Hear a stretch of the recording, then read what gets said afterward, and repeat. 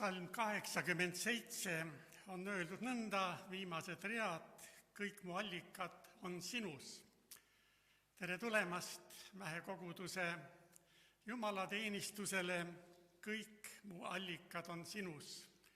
Tere tulemast Külli, Hansen, Elle-Liht, Eha Remmel, kes aitate seda hommikut meil sisustada, et tõesti otsida neid allikaid Jumalas ja teid sinna juurde.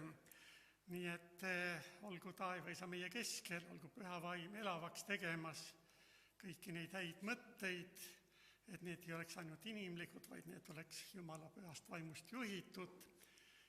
Õnnistuseks ja kasuks meile kõigile, kes me oleme kirikusse jõudnud ja kes võib-olla vaatavad ka meid üle interneti, nii et head osasaamist meie teenistusest ja alustame lauluga üheskoos 422, võta aega olla püha.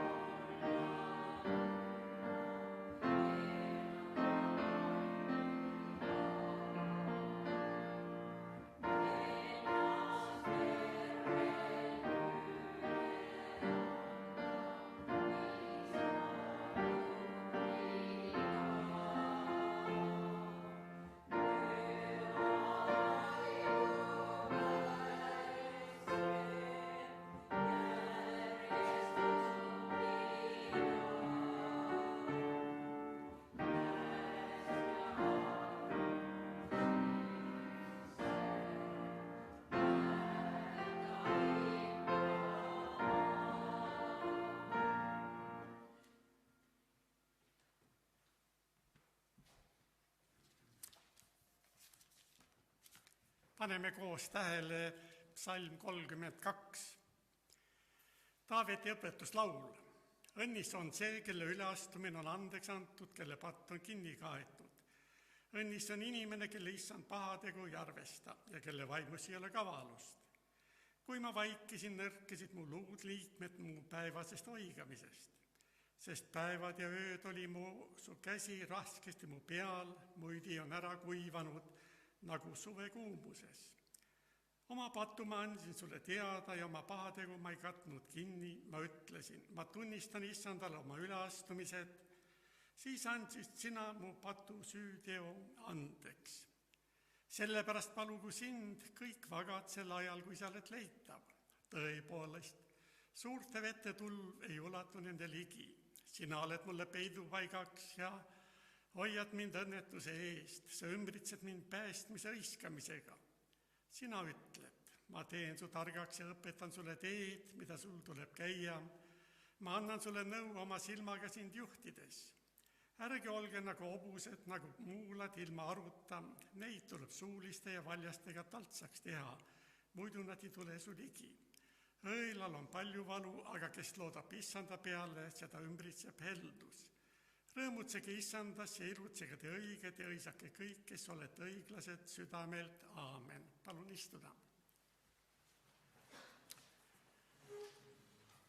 Juhtigu meid see Taaveti õpetuslaul tänases päevas ja mitte ainult tänases päevas, vaid kõikides meie päevades, sest siin on nii palju julgustavat ja kinnitavat meile igaühele. Psalmist Taavet alustab sellega, õnnis on see, kelle üleastumine on andeks antud. Kelle üleastumine on andeks antud. See on suur tänupõhjus ja see päev, usun, et meil on igaühel ka meeles, kui me kogesime seda, et meiegi ja minu üleastumised on mulle andeks antud. Ja pidagem ikka seda kalliks, seda hetke, seda tundi, seda päeva, millal me saime andeks oma eksimused, üleastumised. Taavet jätkab, kelle patt on kinni kaetud. Kristlikus terminoloogias patt tähendaks seda, et see on märgist mööda elamine, ehk siis valesti elamine ja Taavet ütleb, et kelle patt on kinni kaetud. Aeg-ajalt, kui on vaba hetk ja ma vaatan Sloveenias toimuvaid laskesuusatamise maailma meistrivõistlusi ja see ala koosneb 2 osast, üks on suusatamise osa, aga teine on, et suusatajal on püss seljas ja siis tuleb lasketiiru jõudes hakata laskma. Igalühel on 5 märki ja need märgid tuleb alla saada. 1 padruniga 1 märk alla saada ja kui 5 on alla saadud, siis võid kiiruga tõtata finiši poole. Aga see, kes eksib, kes mööda laseb, selle märk jääb ülesse ja seda ootab ees siis ajaline karistus, kas lisaring või lisaminut. Ja see ongi, kui märgist mööda laseme või elame ilma Jumalata, seda tahabki meile Taavet öelda, et kui me elame sihipäraselt ja kindlalt Jumala sõna alusel, et siis oleme need, kelle patt on kinni kaetud. Ja 3. Taavet ütleb, kelle pahategu issand ei arvesta. Oswald Berg on psalmide seletuses öelnud nõnda, pahategu tähendab kõverust ehk vastand õigele. Jumal käskis minna õiget teed, aga meie oleme tallanud kõveraid radu. Tsitaadi lõpp. Nii et aidaku Jumal meid käia ka õigeid radu, õigetel teedel ja 6. salmis öeldakse meile, sellepärast palugu sind kõik vagad sel ajal, kui sa oled leitav ja kui on armupäev ja täna on see armupäev ja veel on armuaeg, sest Kristuse taastulek ei ole veel kätte jõudnud ja meiegi võime olla täna ka Jumala sõna juures.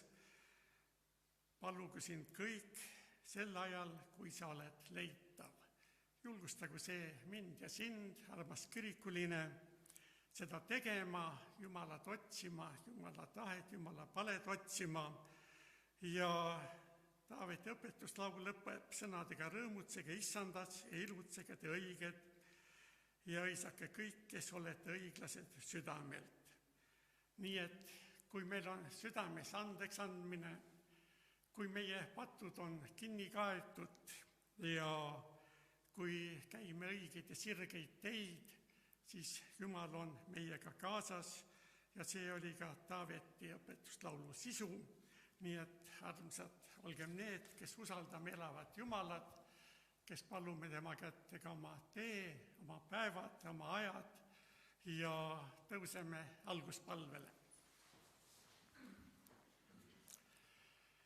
Issand, me täname, et võime olla sinu kojas ja kui Korahi laste õpetuse laulus juba toodi esile ja öeldi, kõik mu allikad on sinus. Ja tänagi me oleme tõtanud siia sinu kotta, et tähele panna seda head sõnumit, kõik mu allikad on sinus.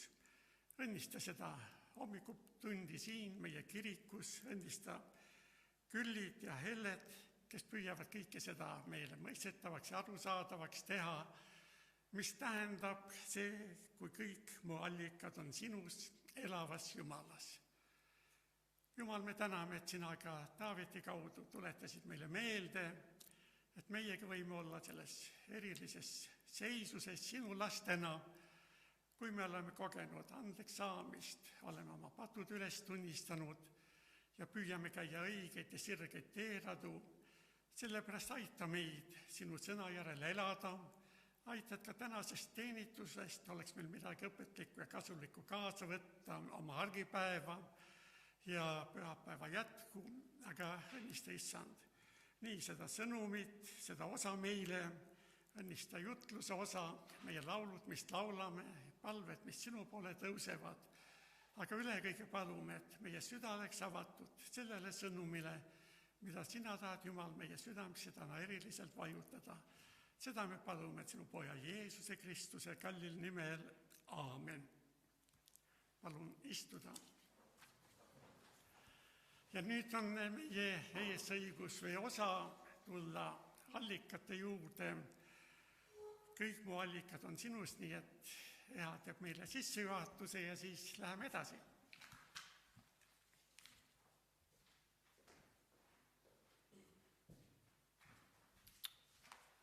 Kõik mu allikad on sinus. Tõeline sõprus on nagu aeglaselt kasvav taim. Ma leidsin selle kaardi siit, kui ma siia ükskord sisse astusin.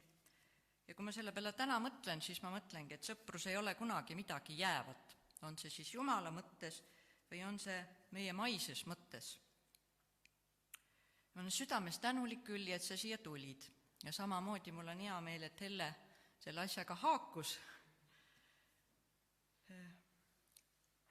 Ja mida ma mõtlesin, mis äkki nagu minus plahvatas, ma ei olekski nagu niimoodi seda kõike nagu võib-olla mõelnud täna, aga just see, et kui ma sain teada, et selle aasta teema Eesti Kirikute Nõukogul on ligimene, siis ma mõtlesin, et see sobiks kuidagi täna eriti sellesse päeva ja sellesse autori hommikusse. Ma usun, et Külli kohta me saame neid vastuseid läbi tänase hommiku.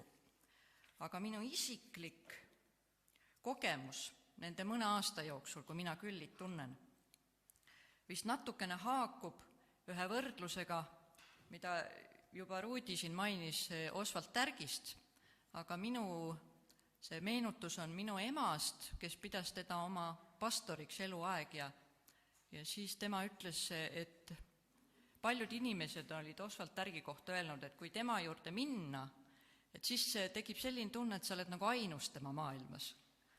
Aga tegelikult neid ainsaid oli tuhandeid, kes nii tundsid. Ja võib-olla vahest oma sõpra mõistes tuleks minna nagu nendest raamidest välja. Nagu öeldakse, et erandid kinnitavad reeglit. Ja võib-olla ka Jumal vahest tahab meie ette tuua need erandid, kes kinnitavad seda reeglit.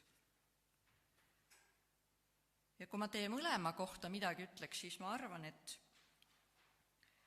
see võib-olla oleks täna nagu pilguheiti Euroopasse, kui ma teie mõlema kohta midagi võiks öelda. Et ma ootan siit väga palju. Et aitäh!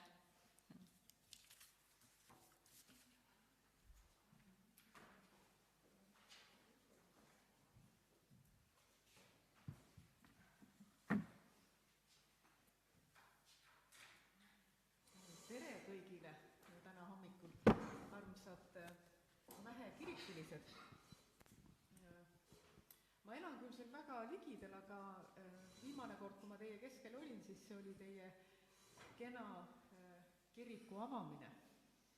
Ja Haldi ja Ruudi on natuke vaeva näinud sellega siia saada, aga täna see lõpuks õnnestus ja Ehal on ka suur panus sellesse. Aga täna hommikul me ütleme tere tulemast Külli Hansenile. Külli, kes on tegelikult ise pärit või vähemalt praegu elab Tartus, võib-olla me kuuleme, kus sa tegelikult pärit oled, ja on Tartu Saalemi koguduse liige, aga Külli, räägigi kõigepealt, kus sa pärit oled ja kuidas üldse EHA sind üles leidis, et sind siia kutsuda. See on ju sinu esimene kord siin, eks ole? Jaa, mina ei ole siin kirikus varem käinud ja nii armas kirik on. Hästi pisike ja ilus stiilne. Minu jaoks on alati see ka oluline, et kuidagi see disain oleks inimsõbralik, sest siis midagi ei häiri. Et on inimesi, kelle jaoks mingid detailid võivad hakata häirima ja siis ei saa nagu 100% olla kohal. Aga siin ma tunnen, et need detailid kõik rikastavad, et kõik need maalid seinte peal, mida ma alati vaatan, ükskõik kuhu ma satun. Fotod jah, aga nad on väga ilusad ja maalilised. Jaa, just. Ja et kõik see kokku on nagu hästi toetav ja et mul on väga hea meel siin olla. Nüüd, kust ma pärit olen ja kõik, kuidas me EHA-ga tuttavaks saime.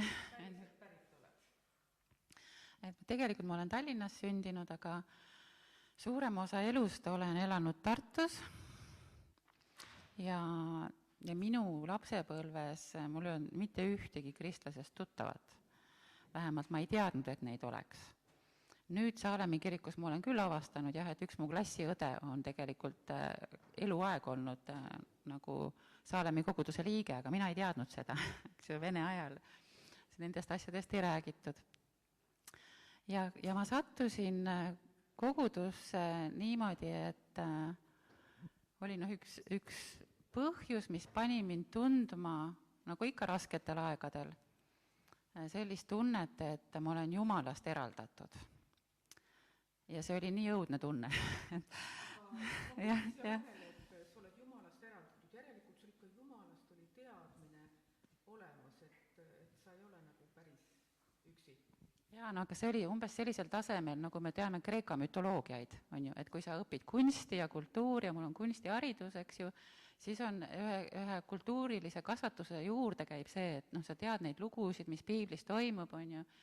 Ja eks mul oli ikkagi mingi seeme oli hinges, sellepärast, et ma tundsin alati tohutut aukartust, kui ma nagu mõtlesin nende lugude peale. Ja siis, kui mu vanaema suri, kui ma olin tudeng ja siis ma olin veel kaugel kristlusest, siis mu palve oli, et mulle siis nagu jäetakse temast suur piibel. Ja see ongi nüüd minu käes, on ju. Et see on nagu suguvõsa hästi oluline asi, mis on minu käes, mis on mind nagu toetanud ka. Ja seal on veel pildid sees. Aga jah, ma tulen tagasi selle hetke juurde, on ju, et kui sa järsku tunned, et enda meelest sa oled nagu püüdnud seda Jumalat leida nii hästi, kui sa oled osanud ja järsku saad aru, et nagu see eraldatus ja tühjuse tunne on nii suur ja selline tohutu ahastus, mis hinge tuleb. Ja sa mõtlesin, et nüüd ma ei oska küll enam kuskilt mujalt seda Jumalat otsida kui kirikust. Umbes viimane variant. Aga siis ma sain Einike Pilliga kokku, kes kutsus mind Saalemisse ja sinna ma olen jäänud. Et see on olnud hästi rikastav. Siis aeg on, kui kaua sa oled olnud teadlikult kristlane ja koguduse liige? Ma tean täpselt, et 4. jaanuaril 2012 astusin ma üle Saalemi kiriku ukse, see oli 1. jaanuari pühapäev, selle mõttega, et ma käin läbi kõik Tartu kirikud ja valin, on ju, aga ma teistesse ei jõudnud. Ma valisin selle esimese, kuhu ma sattusin. Sa mainisid Külli, et sul on kunstiharidus ja sa oled kunstiga väga tihedalt seotud. Sa oled töötanud Tartu loomemajanduskeskuses, sa oled õpetanud Estonian Business School, selline ainult ingliskeelse nimega kool, mis meil siin Tallinnas eksisteerib. Selles koolis oled õpetanud ka loomemajandust ja siis ma tean, et sa oled koordineerinud selliseid kunstiüritusi ka Eesti Evangeelse Alliansi juures ja sellises kristlikus kontekstis, et ma saan aru, et kunst tähendab sinu jaoks midagi erilist. Mida kunst sinu jaoks tähendab? no tegelikult terve mu elu on olnud kultuur või kunst pluss ja siis erinevatesse suundadesse, eks, et kõigepealt ma õppisin kunsti õpetamist, siis ma jõudsin kunstiettevõtlusesse, siis ma kunstiettevõtlus, jah, vabandan väga tuli, aga minu jaoks ei ole kunstiettevõtlus ehk loomemajandus. raskelt seostavad need minu jaoks. ja no ütleme siis nii, et ma panin oma nime, eks ju, aga Eesti ametlik termin on loomemajandus, mis tähendab, et need kunstnikud, kes tahavad hakata ettevõtjateks, ehk siis selleks, et see, kus nende anded on, et nad teeniksid ka seal raha. Ja neid on vaja õpetada ja et kui nad lähevad tavalise ettevõtluskonsultandi juurde, siis nad tunnevad, et nad ei saa mitte midagi aru, mis neile räägitakse. Aga siis, kui nad räägivad kellegi sellisega, kellel on vastav kogemus ja kes teab, kuidas kunstiinimene mõtleb, siis nad tunnevad, et nüüd ma saan aru, kuidas see ettevõtlus käib. Et me ikkagi räägime natuke erinevaid keeli, on ju. Et kunstiinimesed räägivad ühte, äriinimesed teist. Aga tuleme tagasi selle juurde, et mida kunst sinu jaoks tähendab ja kas sul on mingid erilised kunstiliigid, mis sind eriti kõnetavad? On. Kuna mu isa oli insener, siis minu jaoks on hästi kuidagi ruumarhitektuur on minu meelest ka nagu püha koda, on ju. Et kuidas see ruum niimoodi mõjuks, et ta tekitaks sulle sellise tõstetud tunde. Et see on minu meelest kunstid kõige suurem kunst üldse. Ja siis järgnevad kõik muud kunstid. Ja samamoodi vitraažid, eks nagu siin. Minu meelest on nendes mingi maagia, et kuidas päike paistab läbi klaasi ja siis kuidas see muudab ruumi. Et ma olen näiteks käinud Saksamaal Mainzis, on üks kirik, kus on kõik vitraažid on sinised ja see on ehitatud punastest tellistest, Chagall'i vitraažid ja see on nii müstiline, kuidas see sinine valgus seal kirikus nagu viib sind taevasse, et on nagu hästi äge. Ja üldse ikkagi kõik maalid ja kõik kunst, mis on hästi tehtud. No ma siis veel täpsustan, ma nüüd ikka urgitsen selle kallal, et ma siis veel täpsustan, et kui ma küsin su käest, et mida kunst sinu jaoks tähendab, siis ma nüüd natuke formuleerin seda ümber, et kuidas aitab kunst sinu jaoks kogeda Jumalat? Sest ma saan aru, et seda ta teeb, aga ma ei tea, kui palju kunstiinimesi meil siin saalis täna on, et tahaks aru saada, kuidas see käib. Ega ma täpselt ei saa aru, mida sa nüüd minu käest teada tahad. Eks me räägimegi vist natuke erinevat keelt. Aga et kuidas kunst aitab minu jaoks Jumalat kogeda või kunsti kaudu Jumalat väljendada. Et kuna ma olen selle Eesti kunstiinimeste, mitte ainult kunstnike, vaid seal on ka muusikud, meie võrgustiku, ütleme, juht praegu, siis me oleme seda küsimust hästi palju arutanud. Et mis on ilu, millal on mingi asi ilus. Ja on ju ka mingisugused iluharmoonia reeglid, on ju kuldõige ja nii edasi. Aga minu meelest ikkagi kogu see looming, kus sa tunned, et seda on tehtud mingi niisuguse tundega, eks, et seda kunsti nagu ei saa sõnadega seletada, et see on emotsioon, see on tunne, on ju, ja kui see tunne seal on ja sa tunned seal sellist ühendust ja tõstetust ja tunned, et sa oled ilus ja harmoonias ja ta mõjubki tunnetele ja sa ei pea hakkama sinna mingit teksti juurde panema, et siis on õige kunst. Et kui kunsti on vaja veel seletada, et siis ei ole õige, küll aga võib kunstniku nagu mõtted nagu aidata selles kunstis minna sügavamale sisse ja mõista, et mida kunstnik ise on mõelnud. Et nagu see esimene tasand on niisugune emotsionaalne tasand, et saad isikliku elamuse, ja teiseks, kui sa vaatad, mida kunstnik nagu kas seletab sinna juurde või kirjutab, ja siis sa veel nagu lähed nagu tema maailma sisse. See on see, mis mind võlub. See on nüüd selline isiklik suhe kunstiga, mida me siin oleme püüdnud mõtestada ja seletada ja aru saada. aga kas sa näed, et kunstil võiks olla roll ka koguduse elus ja koguduse jaoks, et meie vabakiriklik traditsioon on ju see, et me oleme suhteliselt sõnakesksed, me räägime hästi palju, laulame ka, et see juba läheb sinnapoole, et muusika kõnetab inimesi teistmoodi. Aga ega palju rohkem midagi muud ei ole, et kas sa näed, et siin peaks mingeid ümberhindamisi tegema, et kas kunst võiks olla koguduse jaoks ka kuidagi oluline? Noh, ma arvan, et siin on isegi sellest aru saadud juba, et see on oluline. Et ikka, kui me istume ja siis pilk läheb näiteks sinna vitraažile ja siis hakkad seda vaatama ja siis sa kuulad kuidagi seda juttu ka teistmoodi, on ju.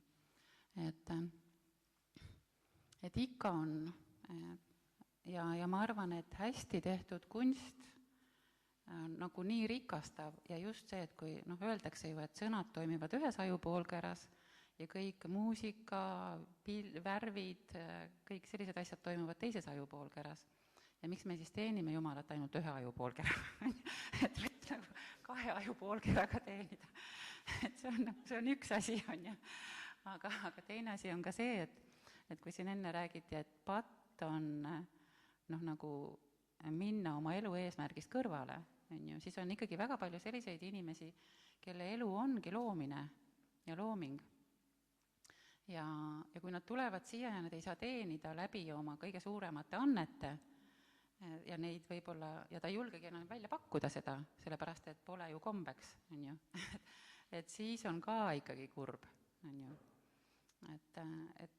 Et minu meelest on siin nagu väga palju võimalusi mõelda, et kuidas anda siis nendele loomeinimestele võimalusi mõelda, et kuidas siis oma nende annetega teenida, nii et see sobiks sellele kirikule ja kogudusele ja loomeinimene tunneb, et on nagu päriselt oma annetega osa sellest. Nii et ma saan aru, et tegelikult meil kogudustel on väga palju potentsiaali kasutamata selles mõttes, kui me ei hinda ja võib-olla ei väärtusta kunsti ka oma koguduse teenimise keskel. Mitte pahatahtlikult, aga lihtsalt, nagu sa ütlesid, pole kombeks. Sa oled ka selline kunstiadministraator, et sa kuidagi korraldad paljude kunstnike kunstielu. Kas sa räägiksid näiteks oma viimasest projektist, mida sa oled korraldanud ja mis see oli ja mida see sinu jaoks tähendas? No me oleme korraldanud konverentse loomeinimestele, kus siis loomeinimesed ka räägivad endast ja oma avastustest või kristlikul teel, eks ju.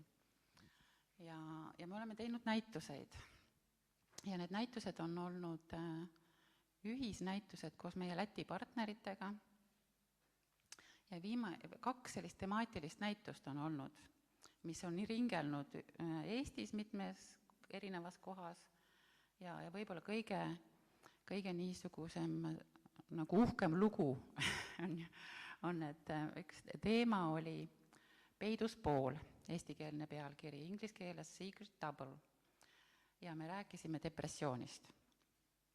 Ja kui me selle pealkirja välja kuulutasime või teema üldse, siis mitmed kunstnikud nagu loobusid üldse nagu kaasa tulemas selle ideega, sellepärast, et nad ütlesid, et see on nii kole teema, et ma ei taha selle peale mõelda ka, aga ikkagi väga paljud hakkasid nagu mõtlema ja see eesmärk ei ole ju teha maale, kus nagu järjest on üks depressiivne pilt teise kõrval, on ju, vaid et eesmärk on ikkagi kuidagi nagu tõsta või anda lootust, on ju, inimestele, kes seda näitust tulevad vaatama.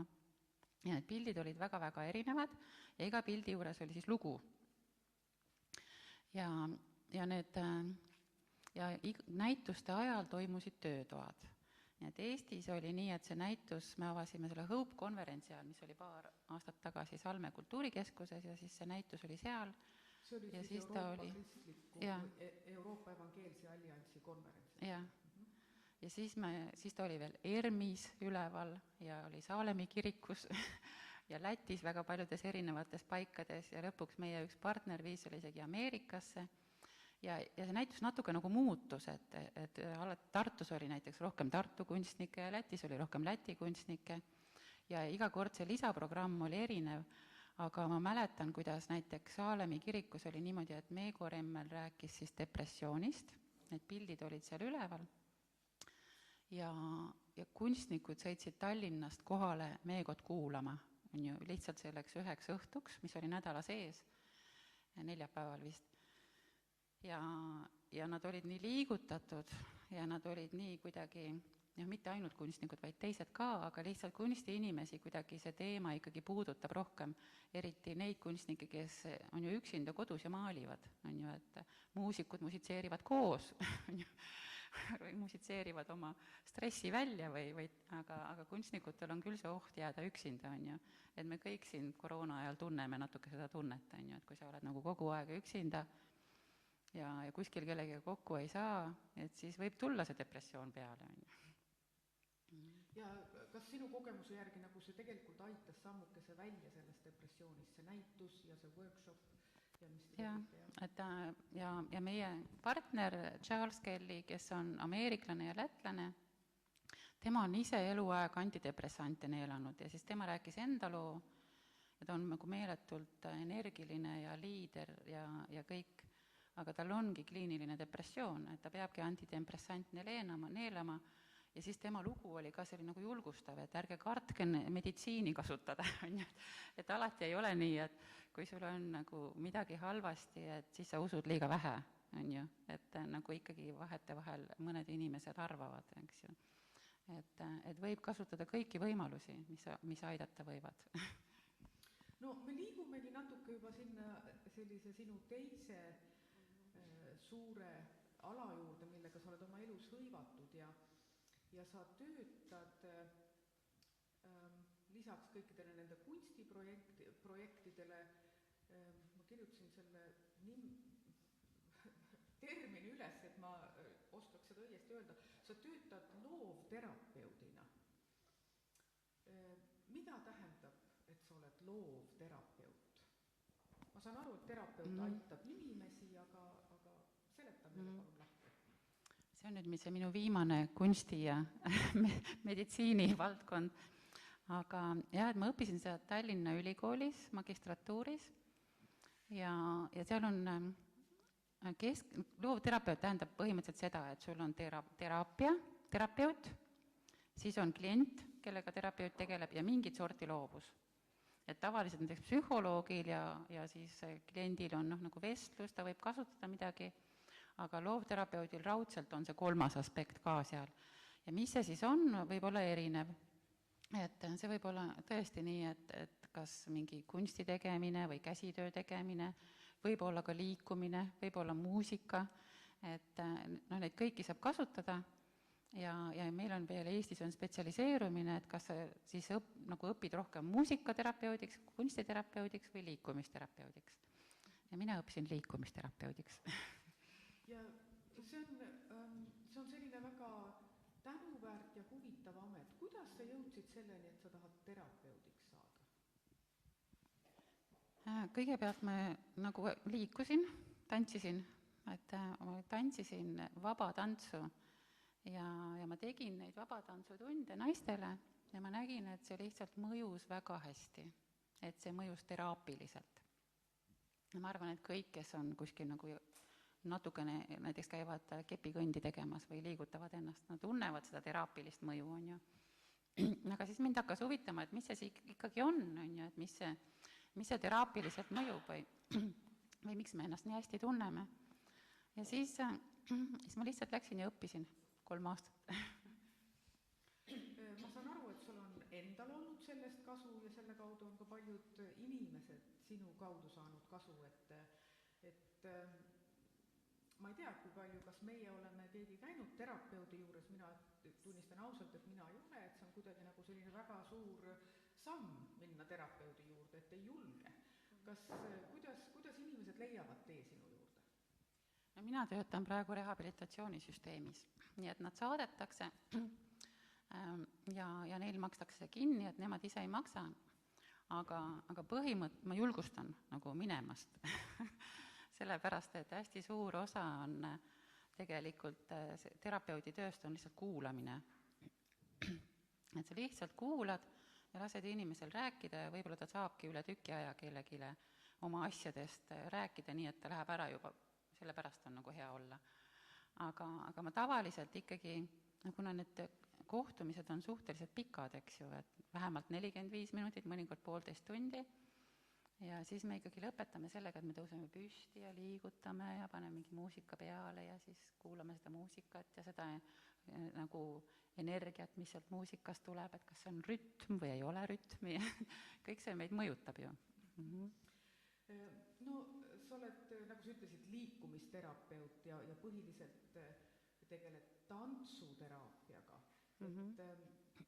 Et noh, seda nagu ilmselt ei saa tooli peal istudes hästi seletada, et kas sa tahad meile ette ka näidata, mida see tegelikult tähendab või midagi lasta meil proovida, et kuidas see liigutamine siis on keset jumalateenistust, kui me juba nii pikalt istunud oleme? Jaa, aga ma võib-olla ennem loeksin ette seesama, mis meie pealkiri täna on. Psalm 87. Ja lauldes ning ringtantsu tantsides hõisatakse, kõik mu allikad on sinus. Et no minu arust on see ka väga sümboolne, eks ju, et sa ei saa ringtantsu tantsida üksinda, on ju, et sul peavad olema kaaslased. Ja ringtantsus on kõik võrdsed. Et noh, nagu me rääkisime sinuga, et missugused need tantsud tollel ajal olid, eks ju. Nad tantsisid ju, käed olid üleval. Siis juudi kultuuris, kus need ringtantsud olid nagu väga osa sellest kultuurist. Ja ma ei tea, kas tõenäoliselt nad hoidsid kätest kinni, eks ju, vahepeal olid käed all, vahepeal üleval, no mul nagu tekib selline ettekujutus, on ju, ja siis sa paned jalgu risti, eks ju, ja siis sa liigud ühes suunas ja teises suunas. Ja seal on selline, nagu juudil on niisugused kerge hüplev muusika, on ju. Ja kõik see tegelikult, kui ma mõtlen teraapiliselt, mida see tähendab, no ma tõlgin ära selle juudi tantsu. Ma arvan, et Eesti rahvatantsude hulgas on samu asju. Et esiteks meie keha on liikumises, me oleme selles grupis nagu teistega koos, tekib ühine rütm, meie südamed hakkavad ühtemoodi lööma, on ju.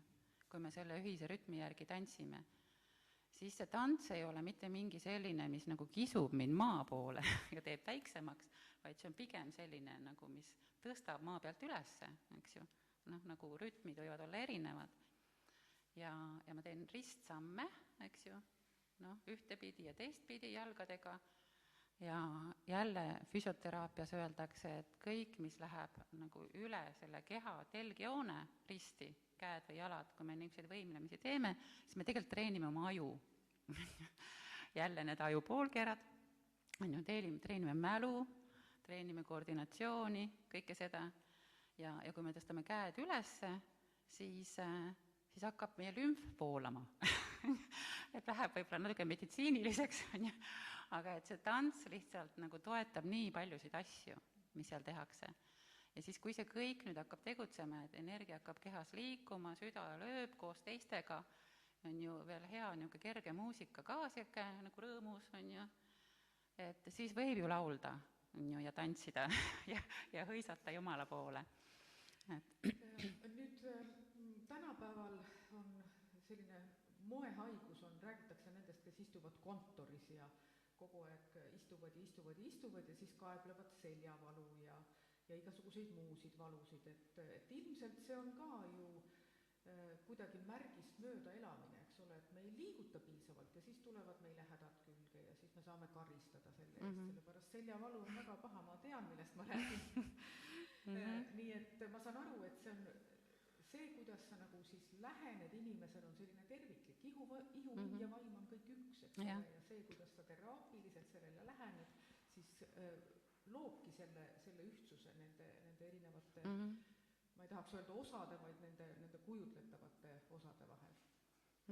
Jah, tegelikult meie emotsioonid ja keha on hästi seotud.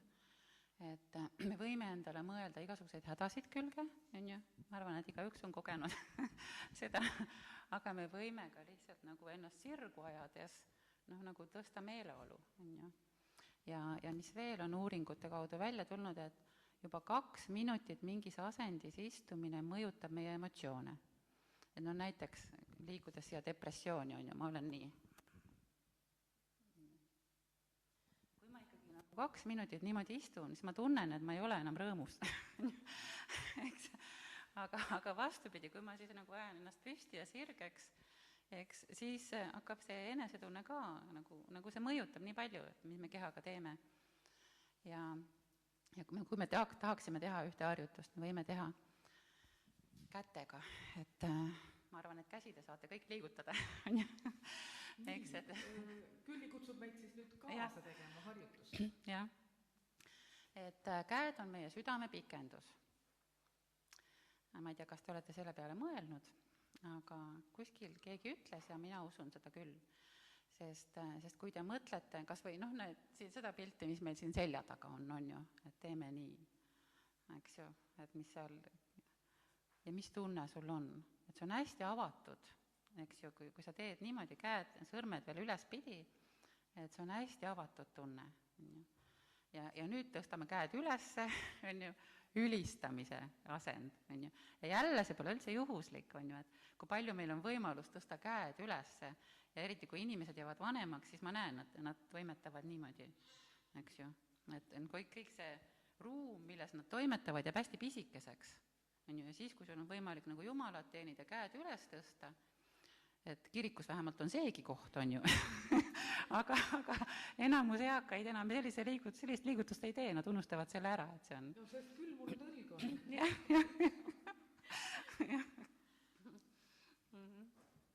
No tore, aitäh sulle, Külli. Meil on üks pilt veel vaadata. Jaa, meil on natukene veel rääkida. Sa terapeudina, sa rääkisid, et sa kuulad väga palju inimesi ja ilmselt sa kuuled ka väga selliseid raskeid lugusid inimeste käest, et kuidas sa nagu ise sellega hakkama saad, kui sa kas iga päev või ma ei tea, kui tihti sul kliendid käivad, et sa pead nende raskete lugudega hakkama saama? No on jah raskeid lugusid, et täitsa teine maailm avaneb ja on nüüd minu ees avanenud ja mingis mõttes teeb see veel alandlikumaks. Et ükskõik kui suured su hädad endal on, siis kui sa kuuled neid teisi lugusid, siis saad aru, et mul ei ole midagi kaevata, on ju. Ja pigem on siis see, ja võib-olla ma mõistan paremini pastoreid, et kui palju neil on neid tõesti inimesi, kellega tegeleda ja kui sa pead nagu süvenema ja minema põhju, et kuidagi veel suurem aktsept tekib nagu selliste inimeste suhtes, üldse aitajate suhtes. Aga mis aitab? Ma arvan, et aitabki see, et kui sa püüad nagu minna nagu sellesse kohta, kus see teine inimene on ja siis mõelda, et kuidas teda nagu natukene toetada, on ju, et ma ei saa ju tema elu muuta, on ju. Aga tõesti see kuulamine, kohalolemine, et tal on võimalik vähemalt välja rääkida seda, mida kellelegi teisele ei saa, on ju. Et juba see aitab. Kui me eile õhtul nendel teemadel rääkisime, siis sa näitasid mulle ka erinevaid pilte. Ja ühe pildi sa võtsid täna siia ka kaasa. Jah, see on meil juba siin seina peal. On meil juba siin seina peal. Miks see pilt on sinu jaoks oluline? See on Ain Varese pilt. Ja Ain Vares on siis Eestis üks niisugune kunstnik, kes elab Saaremaal ja on eluaeg maalinud. Ja tema sai tal oli see Jumala pöördumine, kes ütles, et maali mind, või kuidagi niimoodi. Ja tal on hästi palju pilte, et te võite neid vaadata. Ja see viimane stiil, mis ta teeb, on siis niisugune. Ja selle pildi pealkiri on Ususamm. Ja see on hästi minu meelest iseloomulik või paneb mõtlema, et tegelikult meil kõigil on selliseid hetki, kus tundub, et ma pean astuma selle ususammu just nagu vee peale ja me teame, et vesi ei kanna, on ju, et ma kukun läbi. Aga me teame ka, et tegelikult vesi kannab, et kui see usk on piisavalt tugev. ja aga siin pildi peal on veel näha, et vot see üks jalg, mis on seal peaaegu veepinna peal, on juba valmis astuma. Aga teine jalg, et seal on niisugune tumedad jõud, mis hoiavad kinni või sigutavad tagasi. Ja siin pildi peal on palju valgust tegelikult, aga need tumedad jõud on ikkagi nii tumedad, et mõnikord võib juhtudagi nii, et ma ei julge astuda, sellepärast et need tumedad jõud on kohe siin ja valgus on vaikne ja vaikse häälega ja ma ei julge seda sammu teha. Aga te näete, et talle pannakse ka inglitiivad ja ees on valgus, et nende inglitiibade abiga ta siis, ma kujutan ette, et ta kõnnib või liugleb üle selle vee. Ja silmad on kinni. Et see on ka selline küsimus, et miks silmad peavad kinni olema. Seda võiks kunstniku käest küsida, et miks silmad. Või võib-olla teil kõigil tuleb oma vastus. Et kas see aitab siis keskenduda nende inglite kuulamisele või mis seal täpselt toimub. Aga see ususammu tegemine, minu meelest see ongi üsna selline tunne. Et sa oled oma elus ususamme teinud, sa tead seda tunnet ja see pilt väljendab seda sinu tunnet ka. Viimane küsimus sulle, Külli. See on tulnud meie jutust ka esile, aga see pealkiri, mille sa panid oma intervjuule, kõik mu allikad on sinus. Mida see sinu jaoks tähendab?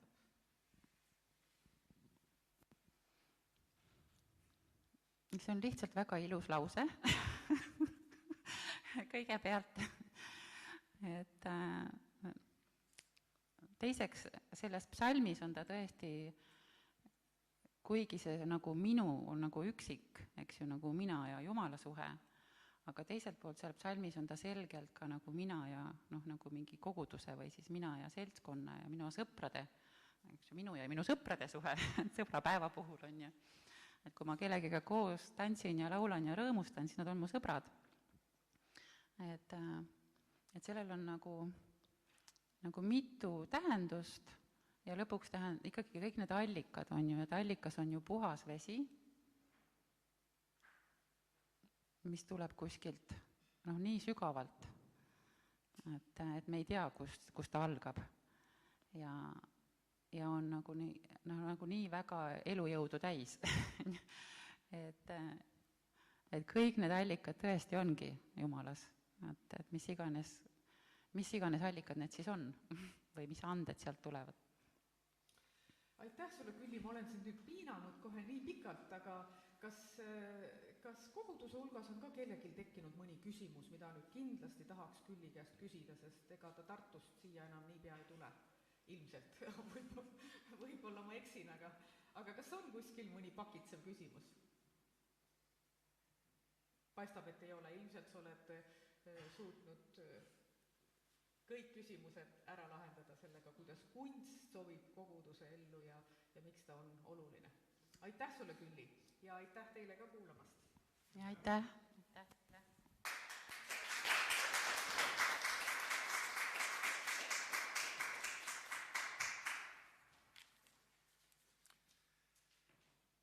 Ka minu poolt suur tänu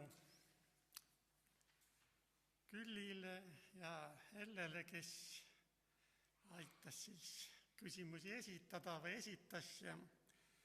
Ja kui see oli Iisraeli rahval nii oluline ja see 87. psalm ka räägib Sioni mäest Jeruusalemmas ja kus siis juudi rahvas tõesti on rõõmus ja rõõmustab ja neil oma tantsud ka, aga kõik minu allikad on sinus, siis ma arvan, et me saime häid mõtteid kaasa kodus järele mõelda ja üle mõelda ja ikka, et meie allikad tõesti on Jumalas, ka need talendid, mis kellelgi on antud, erinevad kunstivormid, talendid, aga meie kõik võime oma Jumalat teenida. Nii et veel kord tänu ja Jumal õnnistagu sinu teenimist ka terapeudina ja nendes ülesannetes, mida sul Jumala poolt antakse, nii et tänu veel kord. Aga nüüd laulame koos ühe laulu, 439, Mu Jeesus elab veel, aga seejärel kuuleme ka jutluse ja Elle on oma ametilt Euroopas ka vastutav Euroopa Baptisti Föderatsiooni asepeasekretär, või kuidas su päris tiitel ongi. Et kui sa natuke meid ka valgustad, et meie liit kuulub ka ju Euroopa Baptisti Föderatsiooni, et mõne sõnaga, et siis me ka teame sinu eest palvetada rohkem ja saame ka kaasa mõelda õdedele-vendadele ka laiemalt, nii et, aga nüüd laul 439, Mu Jeesus elab veel.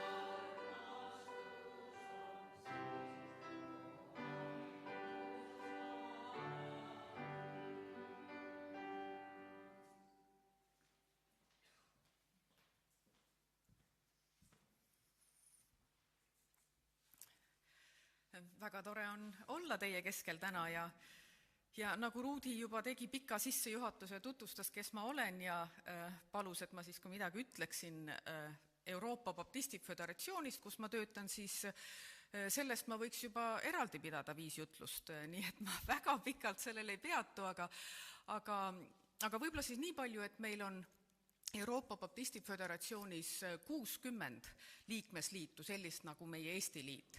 Ja see ei ole siis mitte ainult Euroopa, vaid ka Lähis-Ida ja Kesk-Aasia, nii et meie mõistes, kui me ütleme Euroopa Baptisti Föderatsioon, siis see on kuidagi selline venitatud Euroopa, et ikka suurem. Nii et kõige lõunapoolne meie liikmesliit on Egiptus, mis tegelikult asub lausa Aafrikas, põhjapoolne on Norra, ja siis Venemaa, Kamtšatka ja Portugal siis teises otsas või Hispaania, kuidas võtta. Nii et see on väga suur selline piirkond ja tegelikult kui, ma ei tea, kui teie vaatate näiteks uudiseid kodus ja kuskilt tulevad välisuudised, siis need jäävad ju kuidagi kaugeks, sellepärast et ega siis ei jõua igal pool kohal olla. Aga kui on kuskil teil mõni sõber, kes elab sellel maal, kus siis need uudised tulevad, siis on kohe kuidagi nagu lähedam. Ja minul on nüüd küll Euroopa Baptisti Föderatsioonis töötades juhtunud nii, et ma tunnen hästi palju inimesi kõikides nendes riikides ja kui kuskil midagi juhtub, siis kas süda valutab või süda rõõmustab, nii et see on kõik nagu oma pere. Nii et selline peretunne on tegelikult meil Euroopa Baptisti Föderatsioonis ja Ruudi Leinus on ju käinud meie aasta koosolekutel, mida me ikka pidasime 1 kord aastas füüsiliselt erinevates riikides, nüüd eelmine kord me kahjuks ei saanud minna, koha peale pidime Peterburis olema ja ei tea, see aasta ei paista ka väga lilleline see olukord ette arvata, aga see on tore sõprade ja õdede-vendade osadus üle Euroopa, Lähis-Ida ja Kesk-Aasia. Ja kui te tahaksite millegipärast eriliselt palvetada siin Mähel ka, siis võib-olla need kõige kriitilisemad piirkonnad on praegu endiselt Ukraina, Ida-Ukraina, mis meie uudistest on ammu kuskile kadunud, aga tegelikult seal on ikkagi konflikt käib ja inimesed kannatavad selle konflikti käigus. Meie kogudused teevad seal väga head tööd, aidates neid inimesi nii terapeutiliselt kui ka täiesti füüsiliselt toidu ja peavarjuga. Siis te muidugi teate olukorda Valgevenes, eks ole. Samamoodi on olnud meie baptisti koguduste liikmeid, kes on ka nendes demonstratsioonides kannatada saanud ja pokri pandud ja istunud, nii et Valgevene on üks selline piirkond, mis kindlasti vajaks ka meie ja meie koguduste eestpalveid. Ja siis loomulikult Liibanon. Kuulsite, eelmisel aastal, eks ole, oli seal suur plahvatus, nii et pool Beiruti linna, mis on imeilus linn, lendas õhku. Ja väga palju kannatusi tõi inimestele.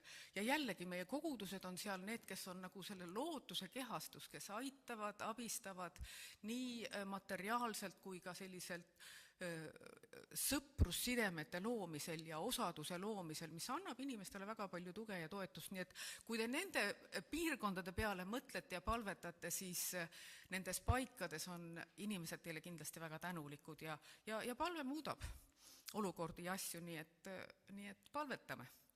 Aga need on siis Euroopa Baptisti Föderatsiooni tervitused, aga ma Kohilas tahan ka teile tervitusi tuua, sellepärast et ma olen Kohila Baptisti koguduse liige juba alates sellest aastast, kui meil olid olümpiamängud, Moskva olümpiamängud ja purjeregatt oli siin. See oli siis aasta 1980. Ja nüüd eelmisel suvel või suve lõpupoole sügisel tähistasime siis oma sellise noortepundiga, tollal noortepundiga, oma 40. ristimise aastapäeva.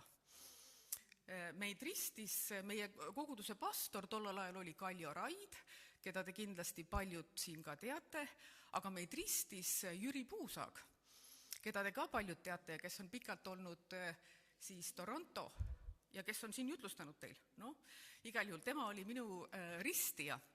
Ja siis eelmisel sügisel, kui ta oli Eestis, siis ta käis ka Kohilas jutlustamas ja siis me tähistasime seda 40. ristimise aastapäeva oma sõpruskonnaga. Need olid siis minu vend ja minu onutütred ja onupojad ja mõned ka natuke väljaspool suguvõsa olevad sõbrad. Ja sõbrapäeval on kuidagi kohane ja hea tunne ka meenutada neid aegu, mis minu jaoks ja ma usun meie kõigi jaoks tollal Kohila noortena olid väga sellised olulised ja kujundavad ajad. Meil oli oma noortebänd, millega me käisime mööda Eestimaad ringi, poisid mängisid kitarre, tüdrukud laulsid ja päris palju kogudusi külastasime, isegi Lätti jõudsime selle bändiga. Ja see periood oli selline oluline, tore ja kujundav aeg. Ja me olime Kohila omadega, nii öelda, omavahel väga head sõbrad. Sugulased ka, paljud meist, aga meil oli üksteise seltskonnas tore olla, see oli meie sõprusringkond. Ja kui ma mõtlen tagasi sellele ajale, siis ma olen väga tänulik nende sõprussidemete eest oma kodukoguduses.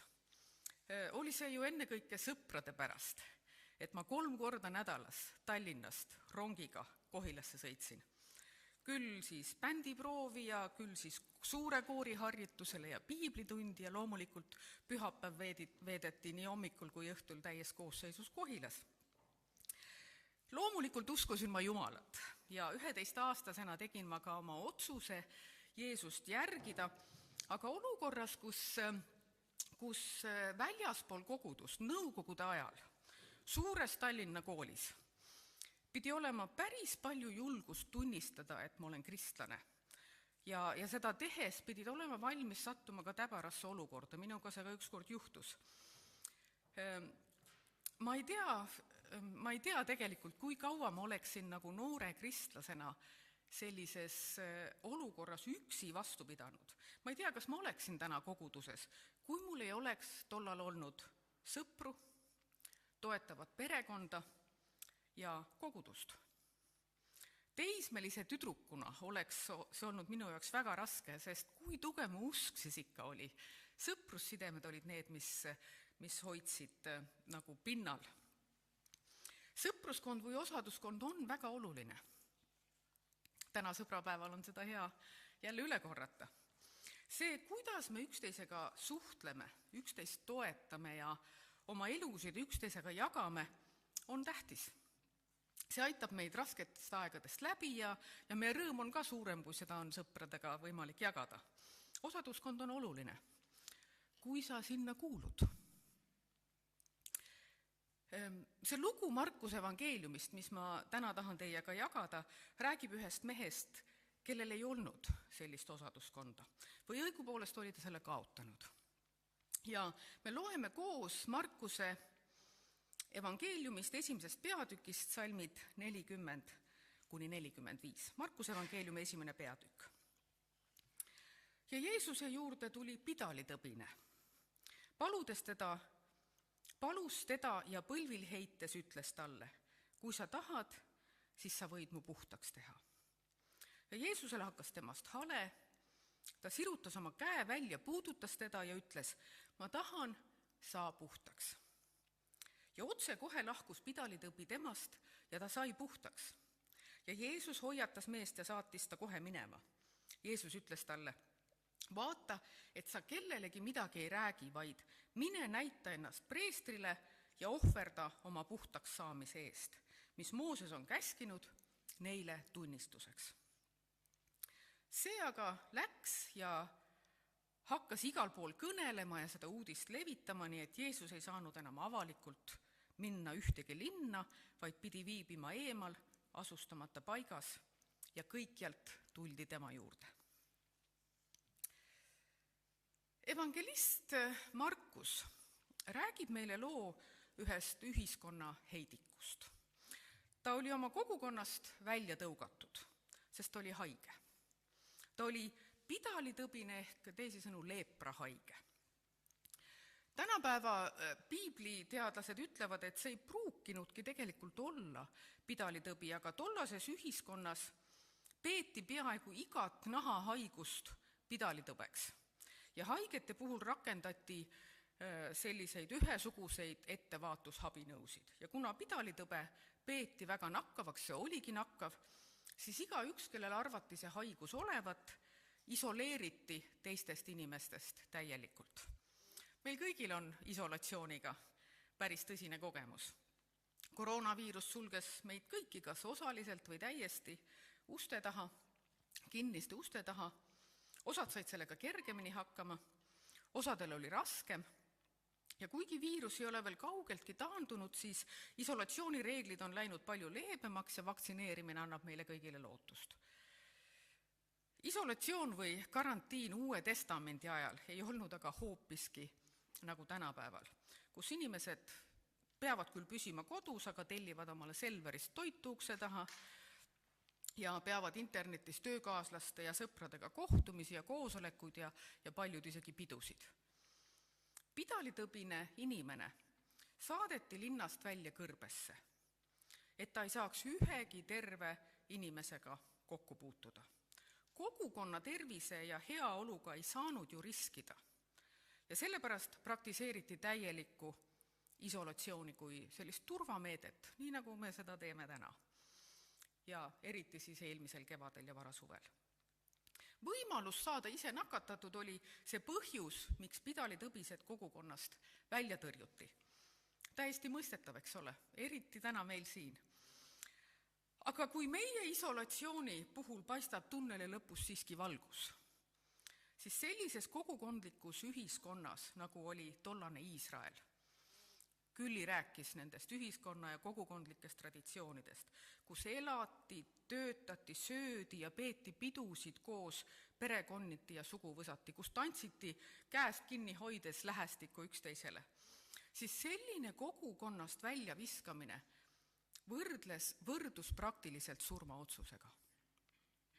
Mingeid muid sidekanaleid, nagu meil täna, siis ei olnud. Ja nii juhtuski, et pidalitõbine oli oma kogukonna jaoks otse kui surnud. Ta pidi jätma oma kodu, minema kõrbe ja leidma seal endale mõne koopa, kus ta siis oma elutunnid kurvalt ja üksinduses pidi lõpuni saatma. Ja pidalitõbi oli ka selline pikk haigus, see võis kesta 30 aastat, 40 aastat, mitte 1 aasta nagu meie isolatsioon siin.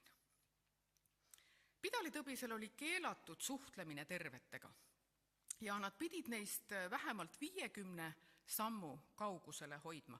Ma ei tea, kas te teate, kui pikk on see, võib-olla 30 sammu on, eks ole, ilmselt 50 sammu jääb väheks. Või 50 sammu on liiga palju, et me peame uksest välja minema. Meie koroonapiirang on 2 meetrit.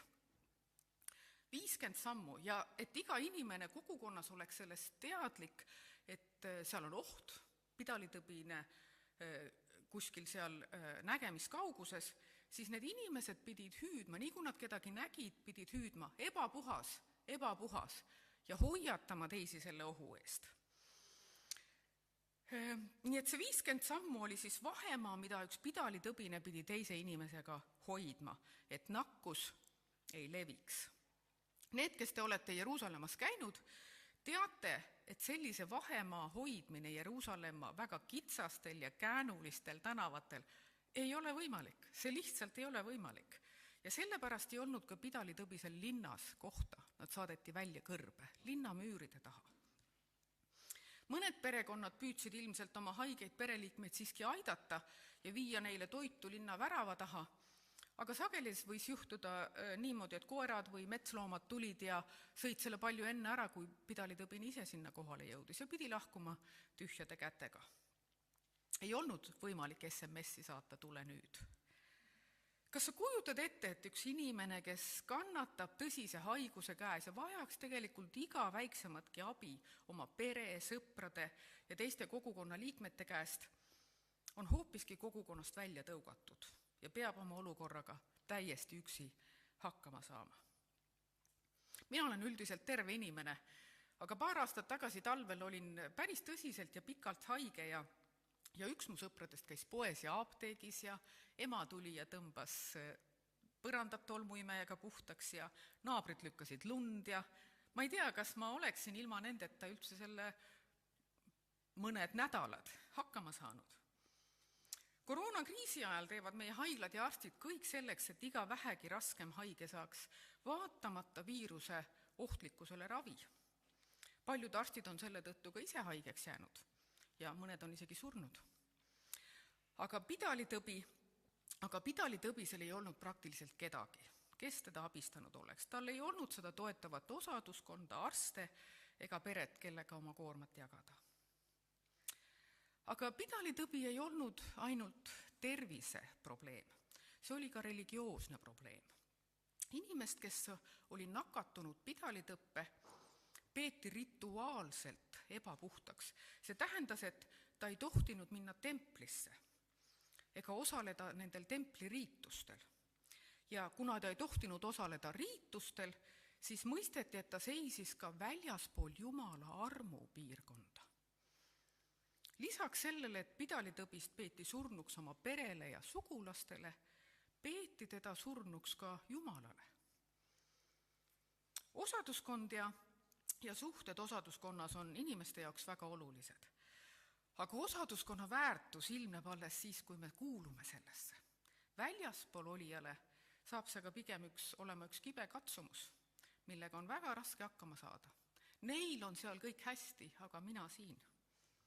Osaduskonna väärtused, hoolimine, toetamine, jagamine on sellele inimesele kättesaamatus kauguses.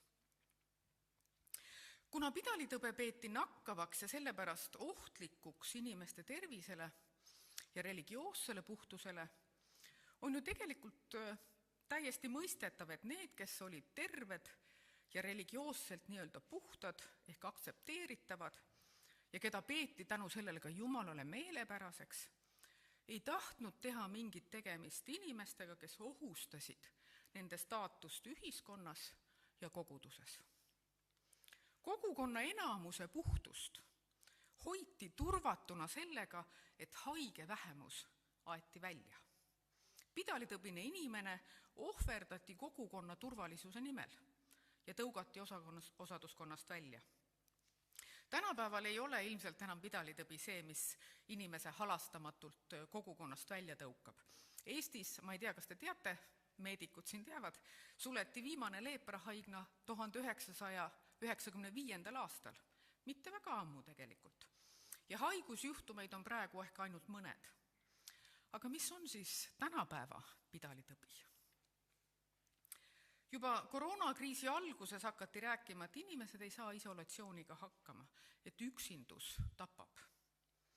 Töösuhted ei ole ikkagi sõprussuhted ja peresuhted on kriitilised, et kui sa pikka aega oled nende samade väheste inimestega suletud nende 4 seina vahele, siis see kasvatas tegelikult väga palju perevägivalla juhtumeid. Inimestel tekkisid mentaalsed probleemid ja psühholoogid arutlevad, et selle isolatsiooni tulemusi me tegelikult näeme ühiskonnas alles hiljem. Ilmselt on see nädalate ja kuude pikkune isolatsioon toonud palju selgemalt esile meie ühiskonna kriisikohad, suhete pinnapealsuse ja sellest tingitud üksilduse. Kas ei ole just tähenduslike ja usalduslike suhete puudumine tänapäeva pidalitõbi, mis sulgeb inimesed isolatsiooni ja tegelikult süvendab seda kriisi?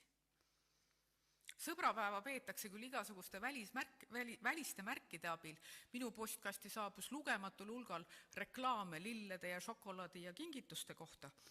Aga sõpruse olemusest räägitakse väga pinnapealselt. Ja siis on vaja terapeute nagu Külli. Vaatamata sotsiaalsele ja religioossele isolatsioonile, pidalitõbine lähenes Jeesusele, heitis põlvili ja palus, kui sa tahad, sa võid mu puhtaks teha. Kuidas Jeesus vastas? Me lugesime, et Jeesusel hakkas temast hale. Ta sirutas oma käe välja, puudutas teda ja ütles, ma tahan, saa puhtaks. Ja otse kohe lahkus pidalitõbi temast ja ta sai puhtaks. Meie eestikeelsed piiblitõlked ütlevad, et Jeesusel hakkas temast hale. Mõned varasemad Uue Testamendi käsikirjad kasutavad aga kreekakeelset väljendit, mis tõlkes kõlaks nõnda, ja Jeesus oli nördinud või isegi veel tugevamalt ja Jeesus vihastas. Ja näiteks mitmed ingliskeelsed tõlked kasutavadki seda varianti. Piiblikommentaatorid ütlevad, et tõlge Jeesusel hakkas temast hale toob esile Jeesuse emotsiooni pidalitõbise suhtes ja tema kaastundliku südame inimese vastu, kes kannatab nii füüsiliselt kui vaimselt olles selle laastava haiguse võimuses ja takka pihta veel sotsiaalselt ka. See on Jeesuse kaastunne, mis paneb ta tegutsema inimese olukorra lahendamiseks. Need käsikirja variandid aga, mis on valinud väljendi ja Jeesus vihastas või Jeesus oli nördinud, on läinud mõnes mõttes tegelikult raskemat teed. Nad rõhutavad Jeesuse emotsiooni ja suhtumist valitseva ühiskondliku ja religioosse süsteemi suhtes, mis on oma turvalisuse püüu ja reeglite järgimisega muutunud nii jäigaks, et ei kuule enam hädasolija karjet. Piibli kommentaatorid ütlevad, et mõlemad variandid on tegelikult võimalikud. Aga huvitav on see, et suhteliselt paljud kommentaatorid ütlevad, et see tekst ja Jeesus vihastas väljendab tõenäoliselt algset olukorda täpsemalt või tõesemalt. Ma ei taha teid täna vaevata suure hulga teoreetiliste argumentidega ega põhjendada, kas või miks üks või teine variant võiks olla õige või vale. Küll aga esitab tõlkevariant Jeesus vihastas meile täiesti uue väljakutse, mida ei tohiks tähelepanuta jätta. Me ei saa enam lugeda seda lugu kui ainult ühe imelise tervenemise lugu, mis tuletab meile meelde, et Jeesusel on vägi tervendada inimeste elusid, sealhulgas meie elusid, nii füüsilises, sotsiaalses kui vaimses mõttes. See on kindlasti üks väga oluline pidalitõbise tervenemise loo tähendustest, aga ilmselt ei ole see ainuke tähendus. Lisaks üleskutsele tunnustada jumalikku üleloomulikku tegutsemist esitab see lugu väljakutse ka meie eelarvamustele ja nii-öelda sotsiaalsele mugavustsoonile, mille me oleme iseennastele loonud. Tsoonile, kus me tunneme ennast turvaliselt, sest meie ümber on head sõbrad, kelle seltskonda me naudime, kes käivad samas koguduses ja usuvad Jumalat samamoodi kui meie. Aga kus ei pruugi olla kohta neile inimestele, kes põevad nii-öelda pidalitõbe ja kes on kas oma valede otsuste või teiste inimeste tõttu jäänud ilma sellest toetavast kogukonnast. Me lugesime, et Jeesusel hakkas pidalitõbisest hale, ta sirutas oma käe välja ja puudutas teda. Ta puudutas pidalitõbist, kes oli nii-öelda puudutamatu, kellest kõik teised hoidsid vähemalt 50 sammu kaugusele.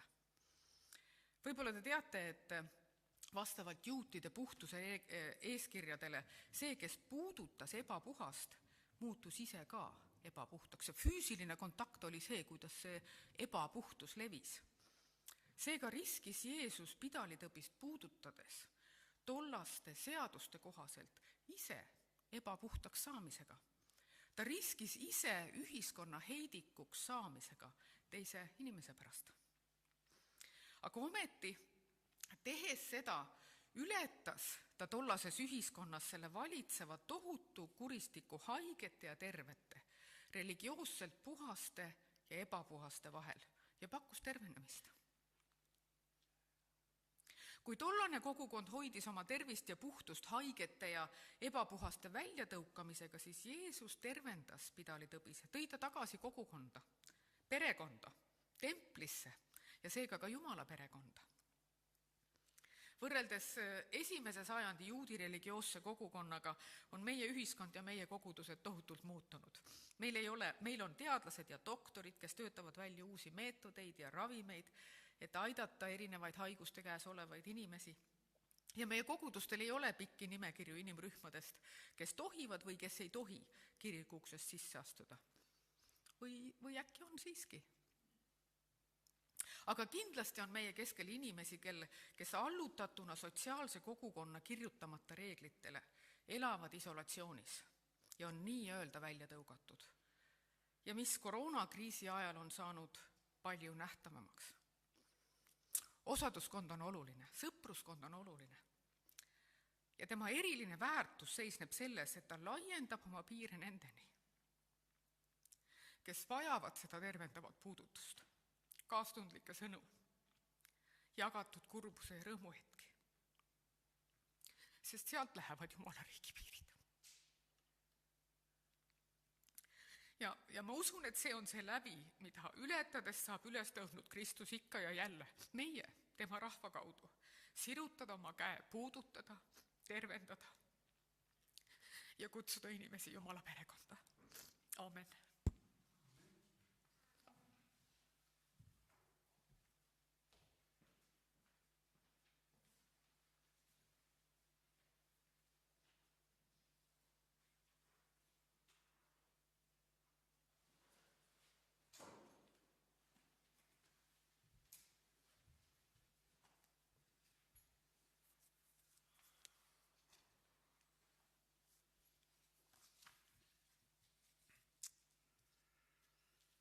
Oleme võinud paljude asjadega tuttavamaks saada ja mõnigi asi mõistetavamaks meile saada, aga on ka asju, mille üle järele mõelda. Nii et tänu selle jagatud sõnumi eest, et see puudutaks ka meid, et meil on endal tänupõhjust, aga et ka märkame ka sõbrapäeval ka ligimest ja kui elame piirangute ajas, mis tänu sellele on ka meile toonud kaasa võib-olla eraldatust ja kõike muud, aga ei ole 50 sammu ja püüame 2 sammuga hakkama saada, et need on erinevad olukorrad, aga nüüd on teadete aeg ja osa ja ka võimalus ka Jumala riikiga anda oma panus ka koguduse töö tarvis. Aga teadete osas nii palju, et jätkuvalt veel meil ei ole esmaspäeviti piibli ja palvetunni osa. Loodame, et peatselt saame ka nendega jälle alustada või õigemini jälle jätkata. Ja järgmine pühapäev on meil siis kell 11 teenistus. Ilmar Aavakivi ütleb sõnumi, Teisi Remmel tunnistuse, Kuldar Taveter jutlus. Nii et muusika osas teenivad Eero Raid ja Tiiu Jürma. Et see on küll üleval ka infolehes ja ka muudes sotsiaalmeedia vahendites, nii et jätame selle ka meelde ja tuleme ise ja nii palju kui piirangud meid võimaldavad, aga tänu issandale, et need võimalused on meile antud. Ja leiame nüüd laulu 299, Mul on nüüd Jeesus. Ja siis paneme kokku sel ajal ka Anni Jumala riigi töö tarvis.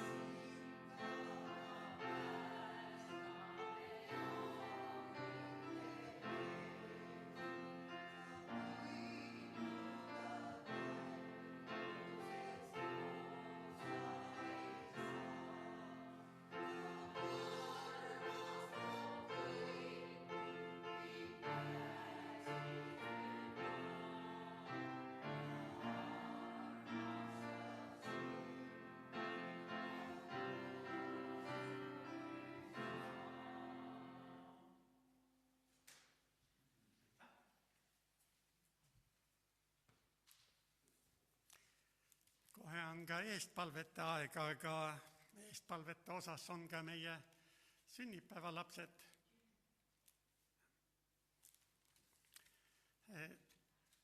Issandas armastatud vend Raivo.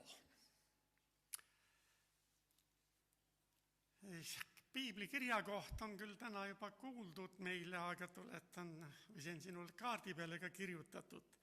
Õnnis on see, kelle üle astumine on andeks antud, kelle patt on kinni kaetud. Ka sina oled võinud seda kogeda oma elus ja meil on hea meel, et sina teenid rõõmuga issandat. Ja nii armas on, Raivo, kui sa helistad ja küsid, kuidas selle lumega lood on, kas peaks kohe tulema lund rookima, et pühapäeval inimesed saaks ikka autoga kohale tulla ja kiriku õue sõita. Ja eilegi helistasid ja ütled, et oi, Jüris sajab laia lund, aga mina võisin vastata, et Muugal veel ei saja. Ja see lumi siia ei jõudnudki, aga sa oled väga ustav olnud. Ja sa oled võtnud selle teenimise töö, et saaks kenasti teenistusele tulla. Ja suvel oled sa seda osa täitnud ja muuski osas aitad sa rõõmsal meelel kaasa, nii et ole õnnistatud ja ole hoitud ja varjatud.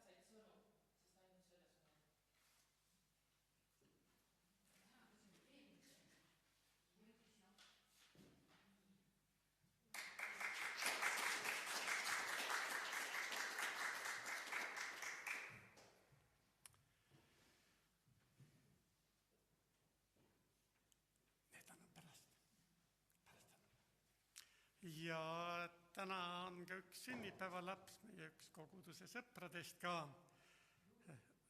juubel 85. Ja ta oli meie eestpalvetes ka ja Jumal on kuulnud ka palved, nii et ta võib haiglast olla kodus. Ja kopsu haigus, mis tal oli, on saanud leevendust, aga mõtleme ka temale, Lembit 85. Ja mõned eestpalvesoovid meil on ka siin olemas, aga nii nagu meile räägiti seda lugu Markuse evangeeliumi 1. peatükist, et issand võtab kuulda ja vastata, et me võime ka oma palved ja soovid ka Jumalale üle anda, sest Jeesus tahab meid aidata, et meie ei peaks olema kuidagi tõrjutud või kaugel või ka Jumala riigist eemal, nii et aga aidata meid ka meie maisel teekonnal ja ka see koroonapiirangute aeg on meie eestpalve teemaks jätkuvalt, et kõik see vaktsineerimised ja ka Jumala abi oleks kogetav, et saaksime sellest jälle üle ja saaksime normaalselt ka kirikus käia ja teenistusi pidada ja osadust pidada, sest et osadus on väga kallis, aga üle ekraani vaadates ei ole see päris see, vähemalt mulle tundub nii, et tahaks ikka ka päriselt näha ja vahest ainult mitte küünarnukiga natuke tervitada, aga olgu see meie üks palve ka. Kui on mõni palvesoov veel, mida koos?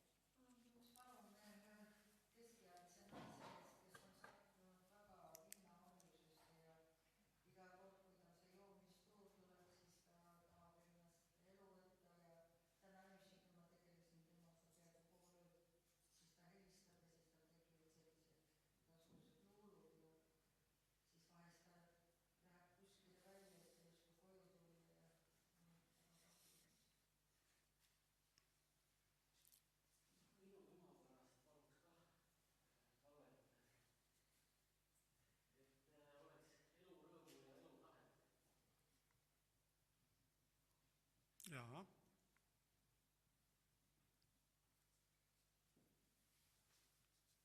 Aga tõuseme palvele.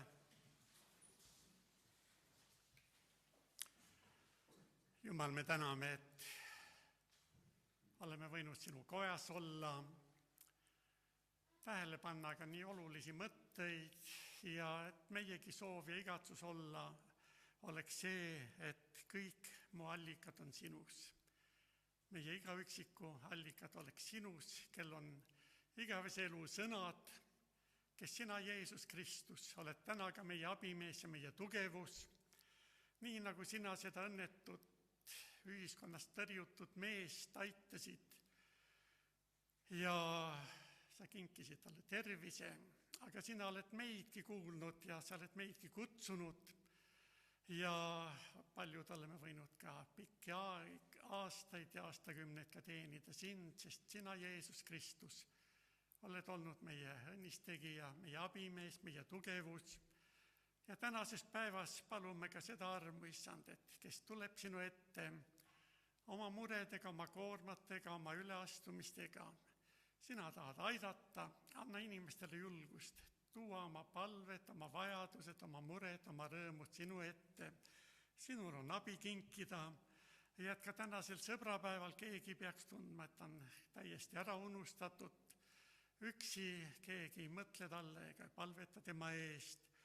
Aga issand, aita meil märgata ka ligimest enda ümber, et tõesti ka julgustada kas telefonikõne või sõnumiga või kirjaga või mingil teisel viisil. Siin me oleme, issand. Aita meil märgata neid, kes võib-olla tunnevad endid ka tõrjutuna, mahajäetuna, üksikuna, et ka neid kuidagi julgustada. Ja mõtle ka selle keskealise naise peale. Issand, ta näed, kui ta on ka seotud, see ei ole küll pidalitõbi, aga see on võib-olla samagi raske või hullemgi veel, see viinaorjus ja kõik need mõtted, mis sellega kaasnevad. Issand, täna kogudusena kanname selle naise olukorra sinu ette ja palume, issand, sinu päästvat väge ja vabanemist tema sõltuvusest, et ta võiks tagasi saada rahu oma südamesse, vabaks saada sellest orjusest ja võiks kogeda, et Jeesus Kristus, sina armastad ka teda. Koos kanname selle armsa inimese sinu ette, et ta võiks vabaks saada ja kogeda, issand, päästvat väge sinu käest. Jeesuse nimel seda palume ja et ta võiks tõesti üht erilist taevapuudutust kogeda oma elus. Koos pojaga toome tema ema sinu ette ja et temalgi oleks elutahet ja oleks rõõmu. Issand, sinul on see olukord ka teada, me ei pea kõike lahti rääkima, aga issand, sellegi palve toome sinu ette ja kingi sellele emale ka elutahet ja rõõmu ja teadmist, et Jumal, sina oled ka tema abimees ja tema tugevus. Issand, sa tead, kes täna veel vajavad eriliselt abi. Aita, ole ligi, ka koroonapiirangud, mis ikka on ja paljudki on puudutatud sellest haigusest. Täname, issand, et sinu käes on abi kinkida, lahendust kinkida, tervenemist neile, kes on ka selles haiguses. Aga kes me oleme olnud siit saadik hoitud, me toome selle eest tänu. Ja aita, issand, et me isegi ka oleksime need targasti käituvad, kes teeme omalt poolt kõik, et olla ka hoitud sellest haigusest, sellest viirusest, aga issand, me palume ühte armu ka meie Eesti rahvale, aga üle maailma ka, kui see viirus on nii tugevalt ka paljusid riike puudutanud ja issand, kui see on sinu üks eriline kõne ka inimeste vastu, et meiegi otsiksime esmalt taevariiki, et meiegi elud oleks sinule üle antud, et me ei läheks kõige selle maisu ja selle maailmaga kaasa ja et sina pead siis kõnetama ka läbi haiguste, et meiegi oskaksime sinule kui loojale, sinule kui meie eluissandale anda esikoha oma elus, sind teenida, sind armastada ja olla ka õnnistuseks inimestele. Issand, me palume üht eriarmu ka sellele tööle, mida õde Helle teeb ka Euroopas, kui ta on tuletanud meile meelde ka mõnda riiki, küll on seal Ukraina ja Valgevene ja Liibanon, kus meiegi võisime ka liiduna olla kaasas ka mingilgi määral toetamas.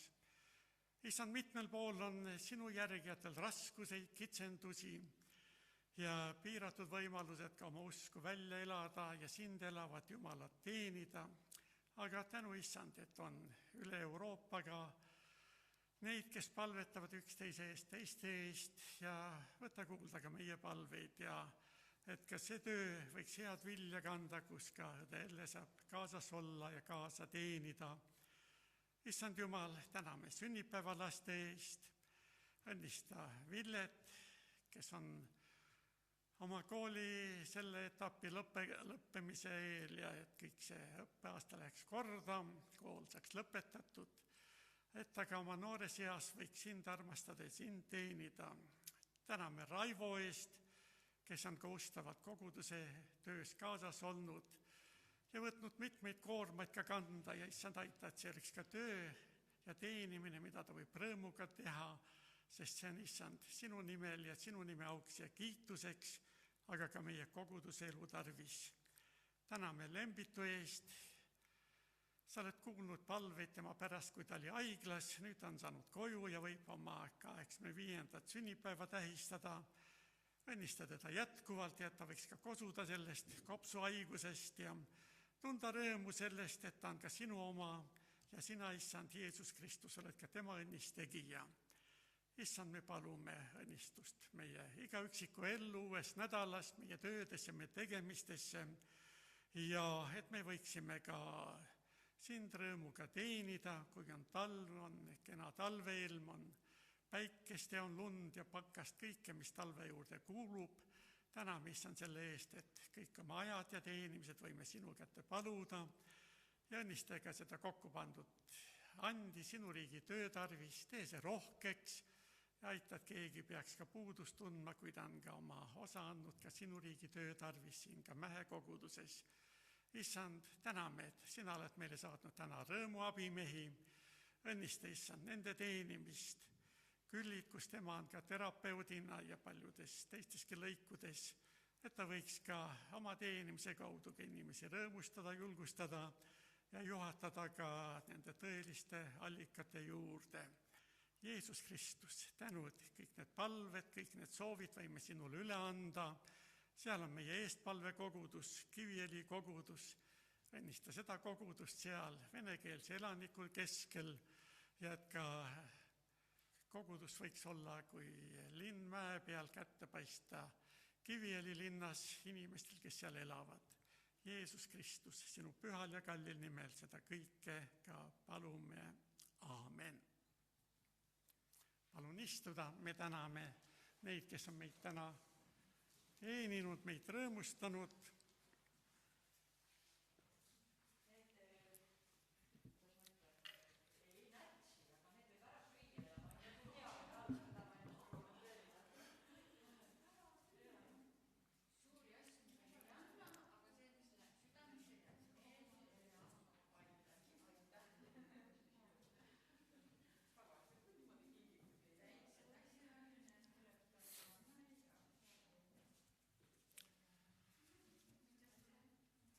Nii et tänud veel kord ja kohtume taas Mähe kirikus või kuskil mujal. Ja nüüd laulame koos lõpulaulu, enne kui minna kaunisse talvepäeva ja oma koduteele, laul 324, Õnnelik selgus Jeesus mul on.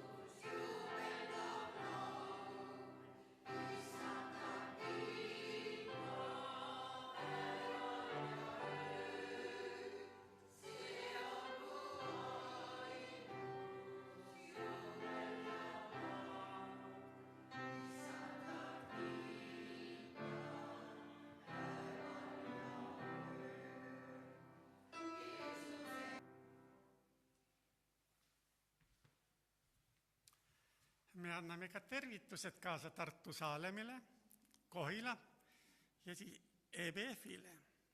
Nii et võtke meie tervitused kaasa ja palume veel õnnistust ka meie eestpalve kogudustele, kes on tänasel pühapäeval Pärnus Saalemi vabakogudus ja Mustamäe kristlik vabakogudus 30. Issand, me palume õnnistust ka nendele kogudustele. Õnnista Pärnu tööd, Saalemi vabakogudus, seal on Mustamäe kristlik vabakogudus, kes on seal linnaosas juba 30 aastat võinud tegutseda. Issand, õnnista neid kogudusi, nende koguduse töötegijaid, igat koguduse liiget, õnnista Kohila kogudust, Tartu Saalemi kogudust, aga õnnista, issand, sinu riigi tööd üle me väikese Eestimaa, küll Tallinna linnas, üle meie Eestimaa, et tõesti me võiksime olla need, kes seda head sõnumit ikka edasi kanname. Meie issanda Jeesuse Kristuse arm, Jumala meie isa armastus ja püha vaimu osadus olgu meie kõikidega. Aamen. Õnnistatud koduteed, kohviosadust jätkuvalt ei ole.